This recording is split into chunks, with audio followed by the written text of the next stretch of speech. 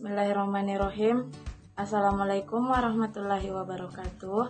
Perkenalkan, nama saya Indrawati dari program studi pendidikan fisika semester 6. Di sini saya akan memenuhi tugas dari mata kuliah kajian-kajian penelitian pendidikan fisika. Nah, tugasnya itu adalah kita membuat video, dan di dalam video itu memuat penjelasan mengenai satu jurnal yang sudah dikaji. Adapun judul jurnal yang saya kaji yaitu Sikap terhadap konsentrasi belajar siswa pada mata pelajaran fisika di sekolah menengah atas. Poin yang pertama yang dikaji adalah ciri-ciri dan ciri khas dari jurnal yang dikaji. Ciri-ciri yang pertama yaitu metode penelitian. Metode penelitian yang digunakan di dalam jurnal tersebut adalah penelitian kuantitatif dengan menggunakan desain asosiatif.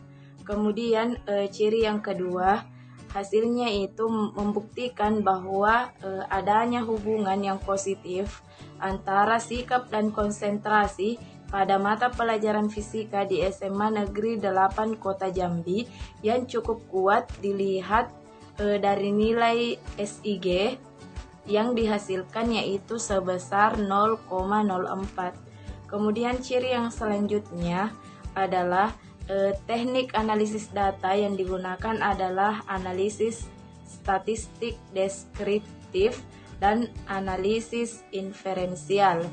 Analisis statistik deskriptif yang digunakan adalah mean, median, modus, dan standar deviasi. Kemudian untuk analisis inferensial, dia menggunakan uji korelasional. Kemudian menurut saya ciri yang khas dari jurnal yang saya kaji ini adalah pada pendahuluan materinya ia menjelaskan secara terpilah-pilah, artinya tidak menggabungkan materi secara umum. Misalnya dia menjelaskan dulu pengertian apa itu belajar, apa itu IPA, apa itu fisika, sikap, dan konsentrasi. Kemudian setelah itu barulah disimpulkan bahwa cakupan materi dari jurnal sikap terhadap konsentrasi belajar siswa pada mata pelajaran fisika di sekolah menengah atas. Adapun tujuan dari penelitian ini adalah untuk melihat hubungan sikap terhadap konsentrasi belajar pada mata pelajaran fisika di SMA Negeri 8 Kota Jambi.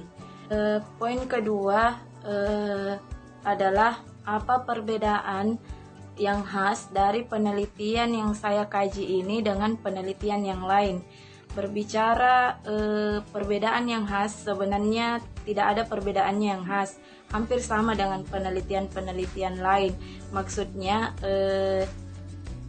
penelitian ini disusun juga secara sistematis, mencakup keseluruhan prosedur-prosedur pembuatan jurnal.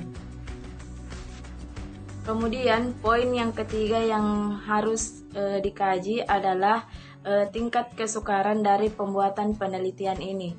Menurut saya, tingkat kesukaran pada penelitian ini hanya terdapat pada hasil dan pembahasan yang sedikit lebih ribet karena menggunakan uji korelasi. Sementara banyak jurnal-jurnal yang lain itu hasil dan pembahasannya tidak mesti menggunakan uji korelasi, karena uji korelasi di sini harus mencakup semua hasil, kemudian dikaji satu persatu, dihitung pula satu persatu, kemudian disimpulkan. Poin yang keempat yang dikaji adalah kelemahan pada penelitian ini. Menurut saya, kelemahan pada penelitian ini yang pertama yaitu terletak pada judul. Kenapa saya mengatakan bahwa kelemahannya terletak pada judul?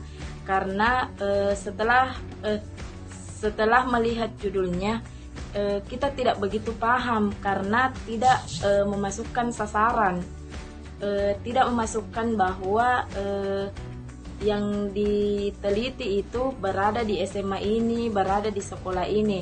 Meskipun isinya menjelaskan bahwa yang dikaji adalah siswa-siswi SMA Negeri 8 Kota Jambi, tapi menurut saya ketika tidak ada sasaran dimasukkan ke dalam judul, maka rasanya judul itu kurang lengkap dan orang tidak memahami bahwa yang mana atau siapa sebenarnya yang dikaji ini, yang siapa sebenarnya sasaran dari pembuatan penelitian jurnal ini.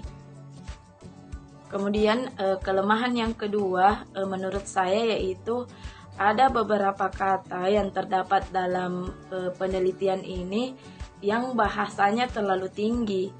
Namun dari bahasa itu, dari kata itu ada penjelasan, tidak ada penjelasan secara rinci yang membuat si pembaca menjadi paham.